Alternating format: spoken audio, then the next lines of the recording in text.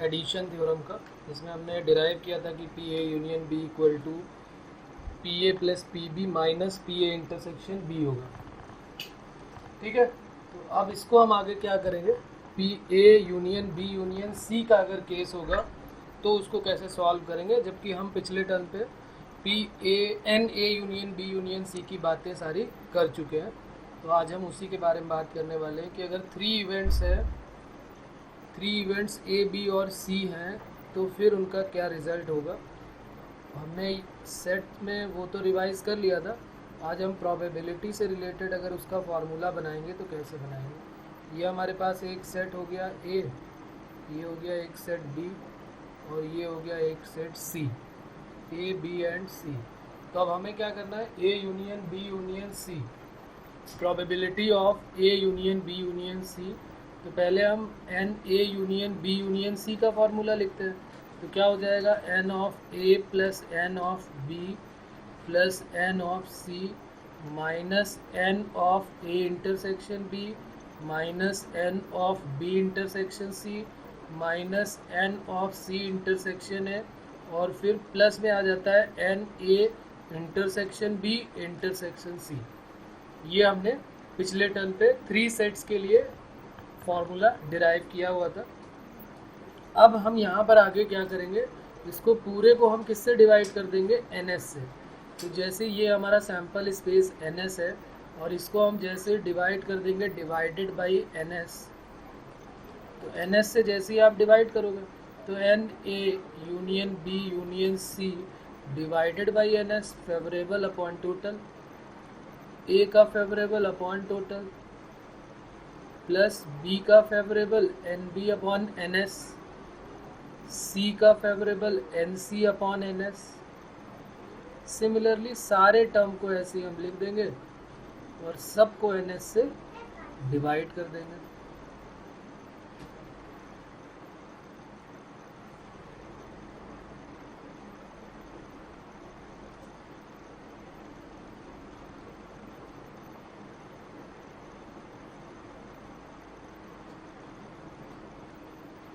तो अब यहाँ पर हमें फार्मूला तो पता ही है कि फेवरेबल अपॉन टोटल का क्या फार्मूला हो जाएगा। तो फेवरेबल अपॉन टोटल क्या होता है, probability of A union B union C equal to probability of A union B union C equal to probability of A plus probability of B plus probability of C minus probability of A intersection B minus probability of B intersection C minus probability of C intersection A plus probability of A intersection B intersection C. तो ये हमारा proper formula बन जाएगा 3 events के लिए जो कि हमें लर्न करना है। ओके, तो ये बात क्लियर है आपको। ये हम वैसे पहले भी सेट्स में पढ़ चुके थे, बस हमें उसको एन एस से डिवाइड करना था तो हमारा रिजल्ट बन जाने वाला था। हमें क्या चाहिए था, A union B union C का मतलब सारा का सारा पार्ट शेडेड हो जाएगा। A union B union C का मतलब ए बी सी के जितने भी शेडेड पोर्शन है, ये जो है इसको हम बोलेंगे ना A union B union C, ये पूरा का पूरा पार्ट जो है शेडेड पोर्शन में आ जाएगा।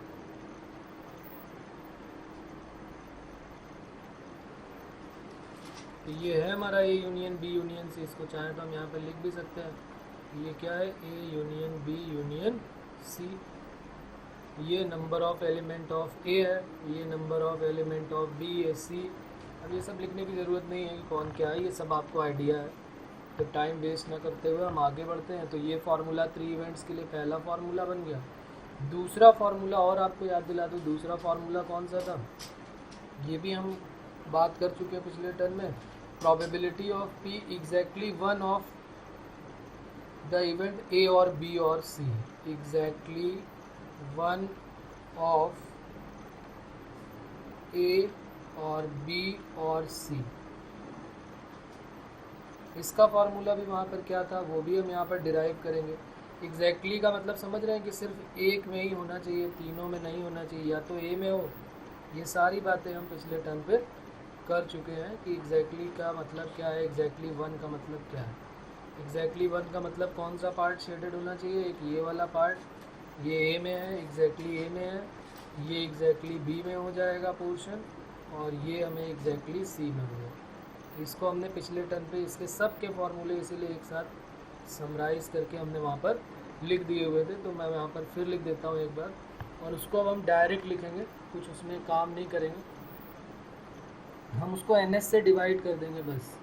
एन ऑफ, वहाँ पर था ना कि एग्जैक्टली एन ब्रैकेट में एग्जैक्टली वन ऑफ ए और बी और सी, इसके लिए क्या फार्मूला था वो लिख देता हूँ मैं यहाँ पर। फार्मूला हमारा था equal to n A plus n B plus n C, n A plus n B plus n C minus 2 times, और ब्रैकेट में था n A intersection B plus n B intersection C plus n C intersection A, bracket close करने के बाद 3 times क्या था, n A intersection B intersection C. सबको जैसे ही आप एन एस से डिवाइड करोगे, डिवाइडेड बाई एन एस, तो ये एन एस से जैसे ही डिवाइड होगा तो ये P बन जाएगा probability of exactly one of A और बी और सी, इक्वल टू ये क्या बन जाएगा, probability of A plus probability of B plus probability of C minus 2 times probability of A intersection B plus probability of B intersection C plus probability of C intersection A, और plus 3 times probability of A intersection B intersection C. ये हमारा result इसके लिए भी derive हो गया, तो ये हमें याद रखना है कि जब एग्जैक्टली वन के बारे में बात होगी तो फिर हमें एग्जैक्टली वन का मतलब क्या है, और सेट्स वाले फार्मूले में ही एन एस से जैसे ही आप डिवाइड करोगे फार्मूला इसका भी बन के तैयार हो जाएगा। ये सब ऑप्शनल में भी आ सकते हैं, क्वेश्चन में डायरेक्ट फार्मूले पूछे जा सकते हैं, और नहीं तो अभी हम क्वेश्चन भी करेंगे थोड़ी देर में, और बहुत सारे क्वेश्चन बन सकते हैं। आप चाहें तो जितने भी चाहें उतने सॉल्व करें, मैं कुछ आपको सॉल्व करा दूंगा, बाकी आपकी ड्यूटी है कि इनको याद रखें और फिर इनको अच्छे से सॉल्व करें, और फिर कोई डाउट आता है तो मुझसे पूछे, कोई प्रॉब्लम नहीं है। तो ये सेकेंड हो गया। थर्ड की बात कर लेते हैं। थर्ड वाला क्या था, जैसे एग्जैक्टली अभी हमने 1 के लिए लिखा है, अब एग्जैक्टली 2 के लिए लिख लेते हैं। एग्जैक्टली 2 के लिए P ब्रैकेट में क्या हो जाएगा, एग्जैक्टली 2 ऑफ इवेंट,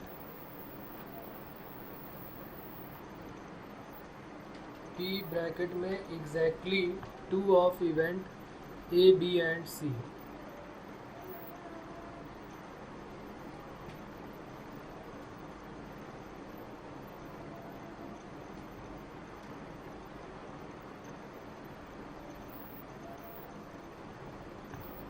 मतलब या तो ए बी में हो। एग्जैक्टली 2 का मतलब आप समझ रहे हैं कि दोनों में होना चाहिए। एग्जैक्टली 2 का मतलब कहाँ कहाँ पर होगा,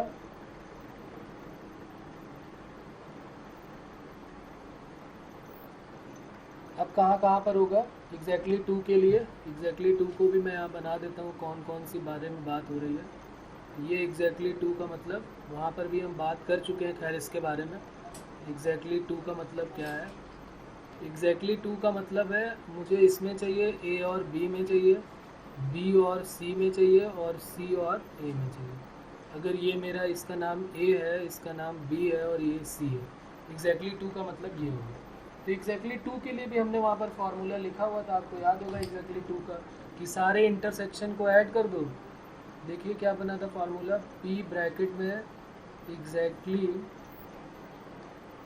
2 equal to n of A intersection B plus N of B intersection C plus N of C intersection A minus 3 times. 3 times ही क्यों किया, ये भी वहाँ पर हमारी बात हुई थी कि 3 टाइम्स क्यों कर रहे हैं। 3 टाइम्स इसलिए कर रहे हैं कि ए और बी को जब करोगे तो ये वाला पूरा पार्ट आ जाएगा। तो जो ये वाला पार्ट है जिसमें मैं ये डॉट बना रहा हूँ, ये वाला पार्ट 3 टाइम्स ऐड हो गया। और 3 टाइम्स ऐड हो गया, लेकिन ये हमको एक भी बार नहीं चाहिए तो इसको 3 टाइम्स सब्सट्रैक्ट कर दिया। अब इसी फार्मूले को हम 3 से डिवाइड कर देंगे, सॉरी NS से डिवाइड कर देंगे, तो डिवाइडेड बाई NS। तो जैसे ही आपने इसको NS से डिवाइड किया तो क्या बन जाएगा, n ब्रैकेट में, बल्कि n नहीं लिखें इसको अब लिख देते हैं सीधे, प्रोबेबिलिटी p ब्रैकेट में exactly 2 of A B and C equal to क्या बन जाएगा, probability of A intersection B, probability of B intersection C, probability of C intersection A minus 3 times probability of A intersection B intersection C। तो ये हमारा अगला formula बन जाएगा जो कि इम्पॉर्टेंट होगा हमारे लिए कि एग्जैक्टली 3 के बारे में बात होगी तो क्या करेंगे।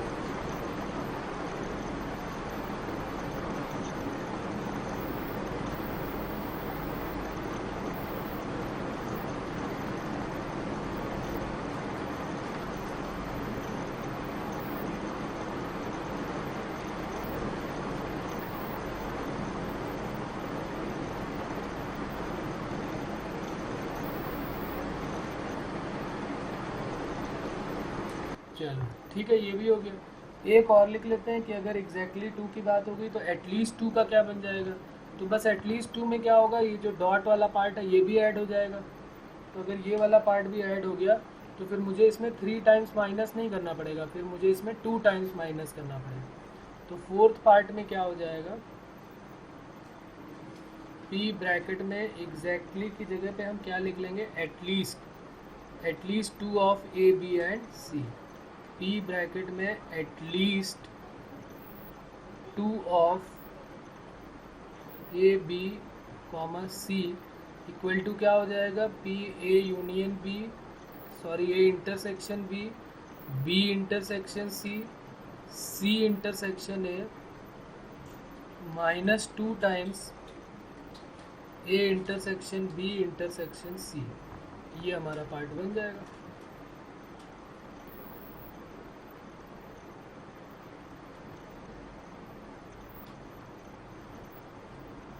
तो ये हमारा तीसरा फार्मूला बन गया, बल्कि इसको बोलेंगे कि ये चौथा बन गया, 3 तो ऊपर बन चुके हैं। ठीक है बच्चों, तो इसमें भी कोई प्रॉब्लम नहीं है, ये भी समझ में आ गया। p एटलीस्ट 2 का मतलब क्या है, एग्जैक्टली 2 का मतलब क्या है, एटलीस्ट 1 का मतलब 1 हो या 2 हो या 3 हो, ऐसे करके भी हो सकता है। तो इस तरीके से हमें ये सारे के सारे रिज़ल्ट याद रखने हैं, और ये बहुत इजी है, हम सेट्स में पढ़ चुके हैं, तो फिर इतनी कोई प्रॉब्लम बड़ी नहीं आने वाली है। बस क्वेश्चन में भी हमको बहुत ईजिली हम समझ जाएंगे कौन सा ए यूनियन बी है, इवेंट A B C बस पहचानना हमको पड़ेगा, बाकी हमें सारा आइडिया हो जाएगा। फिर एक और अच्छा, चलिए यहाँ पर लिख लेते हैं फिफ्थ लास्ट, प्रोबेबिलिटी नन के लिए। तो नन का क्या हो जाएगा, p ब्रैकेट में नन, नन का मतलब क्या हुआ, ना तो A में हो, ना तो B में हो, ना तो C में हो। तो इसको हम क्या बोलेंगे, A bar intersection B bar intersection C बार। तो इसको हम क्या लिख सकते हैं, इसको हम लिख सकते हैं probability of A union B union C का होल बार, और इसको हम क्या लिख सकते हैं, probability of 1 minus probability of A union B union C। तो P नन का क्या मतलब हो गया कि जो A union B union C है उसमें से 1 से माइनस कर देंगे, तो ये हमारा 1 minus P of A intersection A union B union C आ जाएगा, P नन की वैल्यू आ जाएगी। ये भी बात क्लियर हो गई होगी आपको। ये तो बहुत इजी, वही 2 सेट्स वाला ही कॉम्बिनेशन है, 2 सेट्स में हमने किया था, तो 3 सेट्स में भी वही वाला काम हो गया, कुछ है नया काम नहीं है इसमें। चलिए अब इसके पे बेस जो है कुछ क्वेश्चंस हैं वो कर लेते हैं। क्वेश्चन नंबर 1 लिखते हैं और सबसे इजी से स्टार्ट करते हैं ताकि कोई प्रॉब्लम ना हो आपको। क्वेश्चन नंबर 1 है हमारा, PA की वैल्यू गिवन है 0.25, if PA equal to 0.25, PB equal to 0.5, PA union B equal to A intersection B equal to 0.14, find the probability that neither A nor B occur, ना तो A में हो और ना ही B में हो, उसके लिए हमको ध्यान रखना है क्या होगा। तो सोल्यूशन इसका कैसे निकालेंगे, हमें चाहिए ना तो A में हो ना तो B में हो, तो A में भी ना हो और B में भी ना हो, तो A bar intersection B bar, A के बाहर हो और B के बाहर हो, तो इसको हम लिख सकते हैं डिमॉर्गन्स लॉ से पी ए यूनियन बी का होल बार, और इसको लिख सकते हैं 1 minus P A union B, और पी ए यूनियन बी का फॉर्मूला भी हमको पता है क्या होता है, P A plus P B minus P A intersection B, और ये तीनों वैल्यूज़ क्वेश्चन में ऊपर गिवन है। तो बस अब आप इसको सॉल्व कर लीजिए। 0.25 0.5 माइनस 0.14 1 माइनस ये कितना हो जाएगा 0.75 माइनस 15 माइनस 9 6 15 एक मिनट 5 माइनस 4 1 ओके, तो 0.61 और ये हो जाएगा 0.39, ये हमारा फाइनल आंसर आ जाएगा। तो सबसे इजी क्वेश्चन यही था, इससे स्टार्ट किया हम लोगों ने। सेकंड क्वेश्चन देखते हैं। क्वेश्चन नंबर सेकंड में क्या कह रहा है, the probability that at least one of event A and B occur, the probability that at least one of the event A and B occur is 0.6, and the probability that event A and B occur simultaneously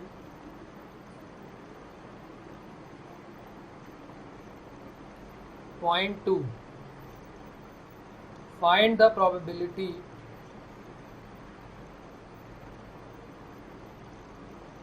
P A bar plus P B bar, P A bar और P B बार की value हमको find out करनी है। तो बहुत easy सा समय, ये भी इसमें भी कुछ खास नहीं, जितना लिखने में टाइम लगा उससे जल्दी सॉल्व होगा। ये क्या दिया हुआ है, एटलीस्ट का मतलब आप समझते हैं, कई बार बात हो चुकी कि एटलीस्ट का मतलब ए यूनियन बी है, और ए एंड बी का मतलब ए इंटरसेक्शन बी गिवन है। तो ए यूनियन बी गिवन है और ए इंटरसेक्शन बी गिवन है। पी ए यूनियन बी की वैल्यू कितनी है 0.6, और पी ए इंटरसेक्शन बी की वैल्यू कितनी गिवन है 0.2, और इन्होंने कहा है P A plus P B चाहिए, P A plus P B bar चाहिए, P A bar plus P B bar. तो P A bar plus P B bar equal to क्या हो जाएगा 1 minus P A plus 1 minus P B. तो 1 minus bracket में क्या हो जाएगा P A plus P B. अब एक फार्मूला आपको याद होगा, कौन सा, P A plus P B की वैल्यू क्या होगी, तो हमने फार्मूला पढ़ा था P A union B equal to P A plus P B minus P A intersection B. तो ये क्या बन जाएगा P A union B plus P A intersection B. A union B और ए इंटरसेक्शन बी को जब आप add कर देंगे तो ये बन जाएगा, याद होगा आपको फार्मूला, ये P A union B equal to क्या होता है P A plus P B minus P A intersection B. Minus वाले को उधर ले गए तो P A plus P B की वैल्यू आ गई। तो इक्वल टू ये रिजल्ट क्या बन जाएगा 1 minus P A union B है 0.6 और ये है 0.2, तो 0.8 हो गया। 1 माइनस 0.8, 1 माइनस, अच्छा सॉरी, ये 1 और 1 मिला के कितना हो गया था, यहाँ पे 2 हो गया था। तो ये हो गई वैल्यू 1 और 1 मिला के टोटल कितनी हो गई वैल्यू 2। तो इसको हमने लिख दिया 2 माइनस 2 माइनस 2 माइनस 0.8, तो 1.2 हमारा फाइनल रिजल्ट हो गया। ठीक है,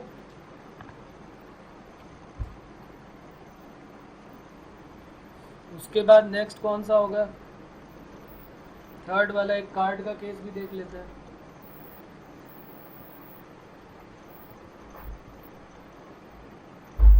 क्वेश्चन नंबर थर्ड में क्या है, 2 cards are drawn simultaneously,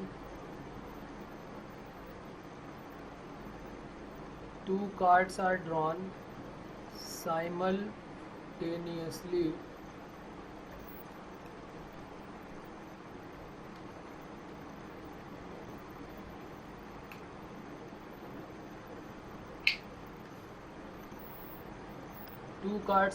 simultaneously from a pack of 52 cards. From a pack of 52 cards, find the probability that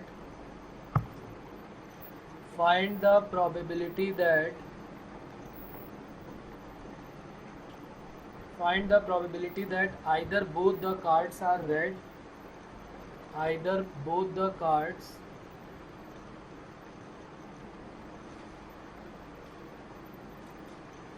are red and both the cards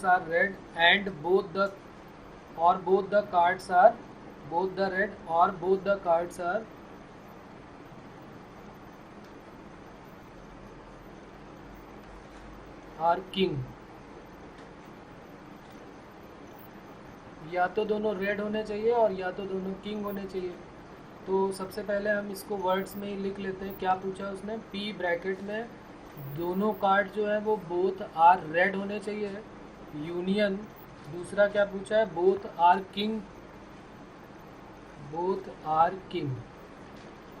तो पहले रेड की बात करें तो रेड जो होते हैं वो 26 होते हैं और किंग जो होते हैं वो कितने होते हैं? 4 होते हैं. ऐसा हमको ध्यान रखना है. अब उसने क्या कहा है कि ए हमने क्या लेट किया है? Both are red. ये हमने इसको ए लेट किया है और यूनियन बी किसको लेट किया है? इसको. और ए किसको लेट किया है? रेड को. तो पी ए जो है वो बोथ आर रेड. तो रेड के लिए अब ज़रा बताइए, 2 कार्ड्स हमको सेलेक्ट करने हैं, 2 कार्ड और 52 कार्ड्स में. और पी ए यूनियन बी का फॉर्मूला भी मैं यहाँ लिख देता हूँ. P A plus P B minus P A intersection B. हमें इन 3 चीज़ों की ज़रूरत है. तो सबसे पहले हम पी ए निकालते हैं कि जब दोनों कार्ड रेड हों और 2 कार्ड सेलेक्ट करने हैं तो रेड कार्ड कौन से होंगे? 2 कार्ड जो होंगे. तो टोटल केस है 26 में से कितने सेलेक्ट करने पड़ेंगे? 2, क्योंकि रेड कार्ड है 2. Both are king. तो किंग के लिए क्या है? P B. और कितने किंग है हमारे पास? 4. उसमें से 2 सेलेक्ट करने हैं तो वो हो गया. और जरा पी ए इंटरसेक्शन बी के बारे में बात करो. मतलब वो रेड भी हो और किंग भी हो, उसमें से 2 सेलेक्ट करना है. तो रेड भी हो और किंग भी हो तो रेड कलर के 2 किंग होंगे, उन्हीं 2 में से 2 को सेलेक्ट कर लेना है. अच्छा, एक बात और यहाँ पर देख लें कि ये तो हमने फेवरेबल लिखा है. टोटल कितना हो जाएगा? ये तो अभी हमने NA लिखा है ना, फेवरेबल. अब टोटल कितना होगा? तो टोटल 52 में से 2 सेलेक्ट करने पड़ेंगे. सब में टोटल क्या होगा? 52 में से 2 सेलेक्ट करना है. इसमें भी टोटल क्या होगा? 52 में से 2 सेलेक्ट करना है. तो आप बताइए इसमें क्या प्रॉब्लम है? हमारे पास केसेस पता चल गए, फेवरेबल अपॉन टोटल की बात पता चल गई और उसके बाद हमने इसको सॉल्व कर लिया. बस फॉर्मूले में अपनी वैल्यू पुट कर देनी है और सॉल्व कर लेना है. P A union B union C equal to P A की वैल्यू कितनी है? 26C2 upon 52C2 plus 4C2 upon 52C2 minus 2C2 upon 52C2. सब की वैल्यू निकाल लेनी है और इसको फिर अलग से सॉल्व कर लेना है. ये मैं आपके लिए छोड़ देता हूँ, इसके बाद आपको करना है और आप कर लेंगे, ऐसा मेरा विश्वास है आपके ऊपर. आंसर में लिख देता हूँ 55/221. ये आंसर आ जाएगा. तो ये आप सॉल्व कर लेंगे, उसमें कोई प्रॉब्लम वाली बात नहीं है. चलिए क्वेश्चन और करते हैं फिर. Question number 4.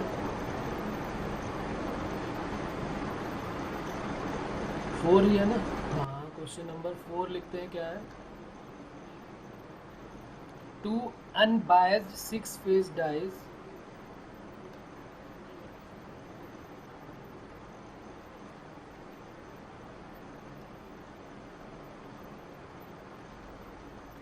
are simultaneously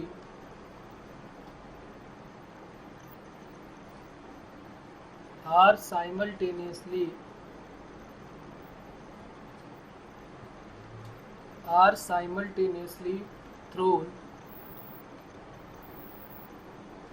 What is the probability of getting what is the probability of getting an odd number on the first dice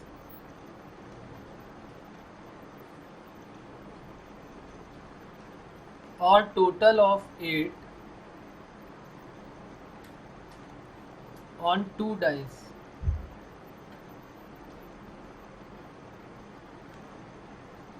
कह रहा है 2 अनबायस्ड क्वाइन है, 6 फेसेस डाइस है, साइमल्टेनियसली थ्रो कर रहा है. What is the probability of getting an odd number on the first dice.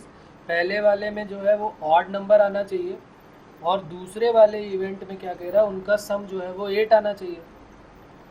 तो हमने E1 लेट कर लिया या A लेट कर लो, जो भी चाहो लेट कर लो. E1 जो है वो ऑड नंबर के लिए लेट कर लिया और E2 जो है उनका सम जो है वो 8 आ जाए, टोटल ऑफ 8, ऐसा हमने लेट कर लिया. तो कि कितने फेवरेबल केस बनेंगे, टोटल तो पता है सबको 36 बनेंगे. तो कह रहा है कि 6 फेसेस फर्स्ट डाइस ऑन, पहले वाले डाइस में ऑड नंबर आना चाहिए, सेकंड में जो है वो फर्स्ट वाले what is the probability of getting an odd number on first dice, पहले में ऑड आना चाहिए, बाकी क्या आ रहा उससे हमें कोई मतलब नहीं है, पहले वाले में ऑड नंबर आना चाहिए. तो पहले में ऑड आना चाहिए तो मतलब 1 1 1 2 1 3 1 4 1 5 1 6,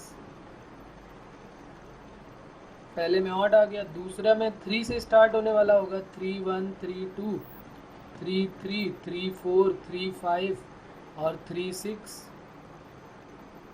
और उसके बाद फिर 5 से स्टार्ट कर दो, 5 1 5 2 5 3 5 4 5 5 और 5 6.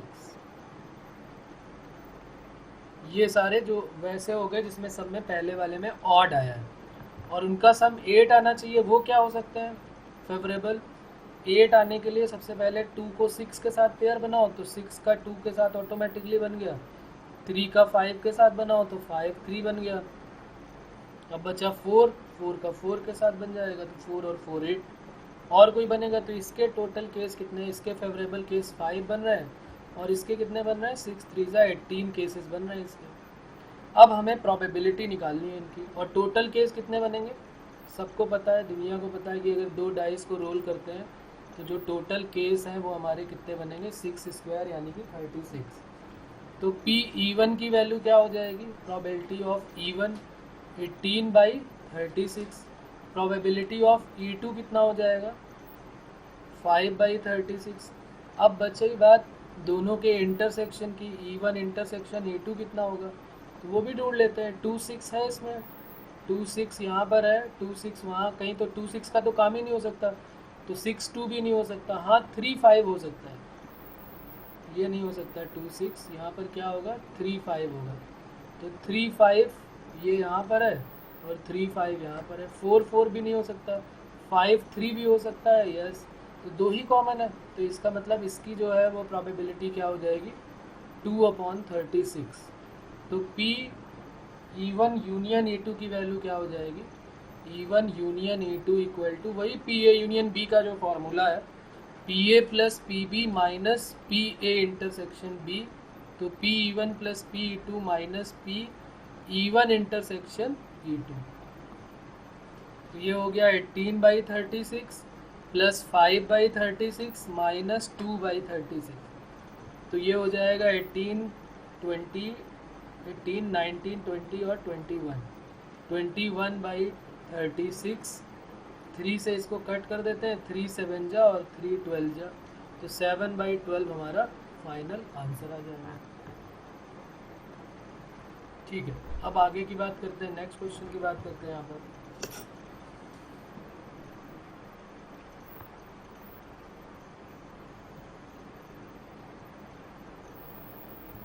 नेक्स्ट क्वेश्चन है हमारा, card is drawn from a deck of,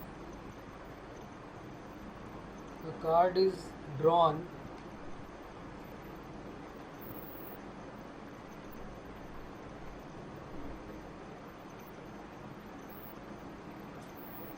from a deck of 52 cards. Find the probability of getting find the probability of getting a king और अ हार्ट और अ रेड कार्ड। ये तीनों चाहिए। ये भी बहुत इजी सा सम है, इसको लिख के समझाना थोड़ा सा बड़ा हो जाएगा, बाकी है बहुत इजी। एक कार्ड को ड्रॉ करना है 52 कार्ड्स में से। अब इसमें एक की बात होती तो इसमें पीएनसी या परमुटेशन कॉम्बिनेशन की ज़रूरत ही नहीं। तो हमने क्या किया, एक कार्ड को हमें ड्रॉ करना है 52 कार्ड्स में से, probability of getting a king. तो एक किंग चाहिए तो ए हम लेट कर लेते हैं, लेट कर लिया। ए जो है वो किसके लिए है, गेटिंग अ किंग। बी किसके लिए है, गेटिंग हार्ट। सी किसके लिए है, गेटिंग अ रेड कार्ड। किंग कितने होते हैं, 4। किंग कितने होते हैं, 4। हार्ट वाले कितने होंगे, 4 पार्ट में बंटते हैं तो 13 हो गए हार्ट के कार्ड। और तीसरा जो बचा रेड कार्ड कितने होंगे, तो वो होंगे 26। ये टोटल नंबर मैंने लिख दिया कि टोटल नंबर ऑफ कार्ड्स कितने होंगे। हमसे पूछा जा रहा है P A union B union C के बारे में हमसे पूछा जा रहा है कि इसकी वैल्यू क्या होगी। इसका फॉर्मूला होता है P A plus P B plus P C minus P A intersection B minus P B intersection C minus C A intersection B C intersection A और plus probability of A intersection B intersection C. ये हमसे पूछा जा रहा है। तो P A की value कितनी हो जाएगी यहाँ पर, प्रोबेबिलिटी, अब जरा सबकी वैल्यू निकाल देते हैं। पी ए कितना होगा किंग के लिए, तो किंग होते हैं 4, तो 4/52। पी बी कितना होगा, पी बी है हार्ट कितने होते हैं 13, तो 13/52। पी सी कितना होगा, पी सी कितना रेड कार्ड 26/52, 26/52। ये हो गया।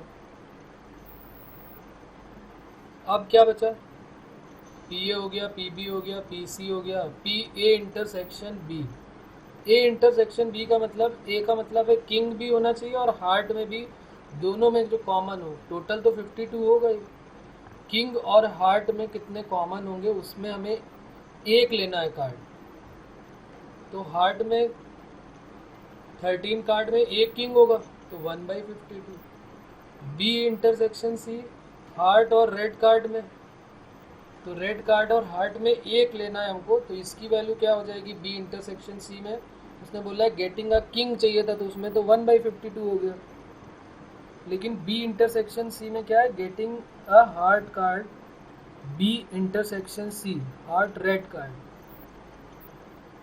तो रेड होते हैं टोटल 26, उसमें से हार्ट होते हैं 13, तो 13 बाई हो जाएगा 52। बात क्लियर है, ये भी बहुत इजी सा काम है।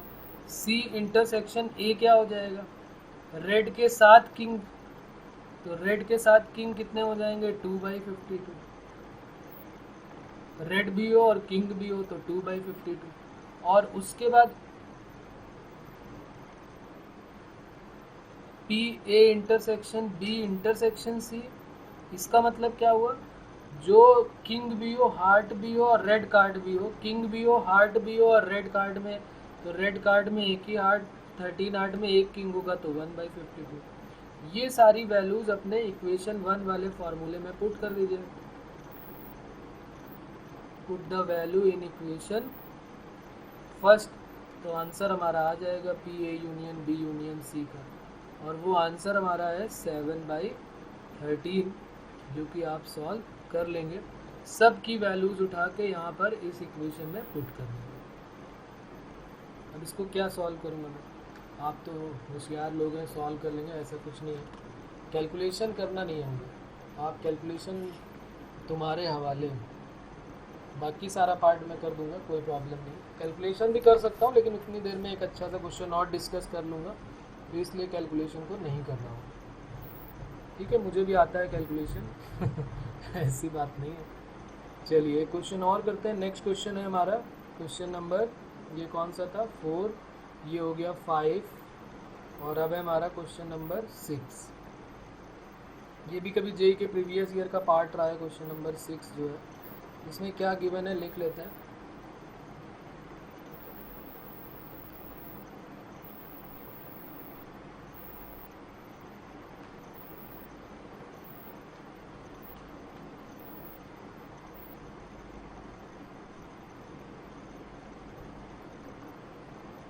इसमें कह रहा है if A B C are 3 events such that if A comma B comma C are 3 events such that P A B की वैल्यू जो है वो 0.08 है, पी बी सी की वैल्यू जो है वो पी ए बी की वैल्यू 0.8 है, सॉरी, पी ए बी की वैल्यू 0.8 है, पी बी सी की वैल्यू 0.08 है, पी सी ए की वैल्यू 0.28 है, पी ए बी सी की वैल्यू 0.09 है। If P A union B union C, इसकी वैल्यू की बात करो तो ये ग्रेटर देन 0.75 है। देन पी बी सी किस इंटरवल में लाई करेगा, then find the interval of P B C. P B C का इंटरवल बताना है, किस इंटरवल में इसकी मिनिमम वैल्यू क्या होगी और मैक्सिमम वैल्यू क्या होगी, ये हमको बताना है। तो देखिए कैसे करेंगे। हमने पी बी सी को, अच्छा एक बात और बता दूं कि ये पी ए बी का मतलब क्या है, पी ए बी लिखा हो या पी ए इंटरसेक्शन बी लिखा हो, बात एक ही है। जैसे पी ए यूनियन बी को पी ए प्लस बी बोलते हैं, वैसे इंटरसेक्शन को प्रोडक्ट में डिनोट कर देते हैं। तो ये जो पी ए बी लिखा है इसका मतलब ये P A intersection B given है 0.8, फिर 0.08, ऐसे करके सिमिलरली सारे गिवन है। एक फार्मूला हमारे पास था P A union B union C का, उसी में सबकी वैल्यू रख देते हैं। P A plus P B plus P C minus P A intersection B, P B intersection C और पी सी इंटरसेक्शन ए। अच्छा एक और यहाँ पर वैल्यू गिवन है, वो मैंने नहीं लिखा है, सच दैट पी ए की वैल्यू जो है वो गिवन है, कितनी है 0.3, पी बी की वैल्यू कितनी है, पी बी की वैल्यू है 0.4 और पी सी की वैल्यू भी गिवन है और वो है 0.8 और पी ए बी की वैल्यू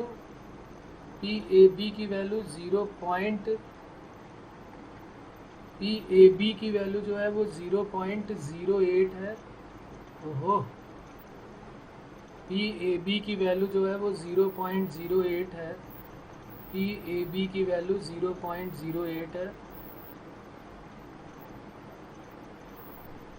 पी ए बी की वैल्यू 0.08 है।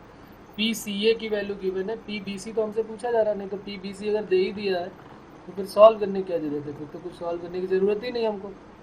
तो चलिए अब सही हो गया ये। P A union B union C क्या होता है, P A plus P B plus P C minus P A intersection B minus P A intersection B minus P B intersection C minus P C intersection A और plus A intersection B intersection C. सबकी value put कर देते हैं। P A की value 0.3 plus 0.04, P B की value कितनी थी 0.4 है, पी बी की वैल्यू जो है वो 0.4 है भाई। तो पी बी की वैल्यू जो है वो हम लिख लेते हैं, पी बी की वैल्यू जो है वो 0.4 है, तो पी बी की वैल्यू 0.4, पी सी की वैल्यू 0.8 है minus P A intersection B की वैल्यू 0.08 है, बी इंटरसेक्शन सी हमें निकालना है क्योंकि इसने पी बी सी का इंटरवल पूछा है, तो ये x हो गया, और माइनस सी इंटरसेक्शन ए की वैल्यू जो है वो 0.28 है और प्लस क्या है P A intersection B intersection C 0.09 है। अब इनको सबको हमें क्या करना पड़ेगा, सॉल्व करना पड़ेगा। तो इसको सॉल्व कर लेते हैं। ये हो जाएगा 0.4 और 3 7, 7 और 8 15, तो 1.5 माइनस, और ये 0.08 है, 09 है, और ये दोनों को प्लस कर देते हैं। 8 28 29 30 और 36 0.36 और प्लस 0.09 माइनस एक्स, तो ये हो गया 1.59 माइनस 0.36 माइनस एक्स, तो ये कितना हो गया 9 माइनस 6 3 5 माइनस 3 2 1.23 माइनस एक्स। ये आ गई value P A union B union C की वैल्यू। अब ये वैल्यू जो आई है वो 1.23 माइनस एक्स है। P A union B union C की वैल्यू इतनी आ गई। अब क्या किया जाए इसके बाद, तो कह रहा है P B C lies in the interval. P B C का इंटरवल हमको बताना है। पी बी सी का इंटरवल बताने के लिए हम क्या करेंगे, देखिए P A union B union C. अब देखिए यहाँ पर इन्होंने एक और वैल्यू है, ये इन्हें देनी चाहिए थी कि if P A union B union C, ये भी क्वेश्चन में गिवन होनी चाहिए थी। यहाँ पर इनकम्प्लीट है ये क्वेश्चन। 0.75 ये भी गिवन होना चाहिए, तो ये वैल्यू जो है वो 0.75 हो जाएगी और इससे बड़ा होना चाहिए, तो यहाँ से तो वैल्यू आ जाएगी। लेकिन एक बात तो ये क्लियर है कि P A union B union C जो है, एक तो ये हो गया कि P A union B union C जो है वो ग्रेटर देन और इक्वल टू 0.75 है। लेकिन एक हमको ये भी पता है कि P A union B union C जो है वो हमेशा लेस देन और इक्वल टू 1 होगा, 1 से तो कम ही होगा, ये तो पक्की बात है। तो ये इनइक्वालिटी हमने अपनी तरफ से रख ली, 1.23 माइनस एक्स 0.75। अब इसको सॉल्व कर लेते हैं। x इक्वल टू क्या हो जाएगा, 1 माइनस 1.23, और ये क्या हो जाएगा 0.75 माइनस 1.23, तो माइनस एक्स की वैल्यू क्या आ जाएगी, ये कितना हो गया माइनस एक्स, ये हो जाएगा माइनस का कितना 1 से 1 गया तो 0.23, और ये कितना हो जाएगा, ये हो जाएगा 13 माइनस 5 8, और ये हो जाएगा 11 माइनस 7 4, 0.48। माइनस के दोनों आ जाएंगे, माइनस से मल्टीप्लाई कर देते हैं।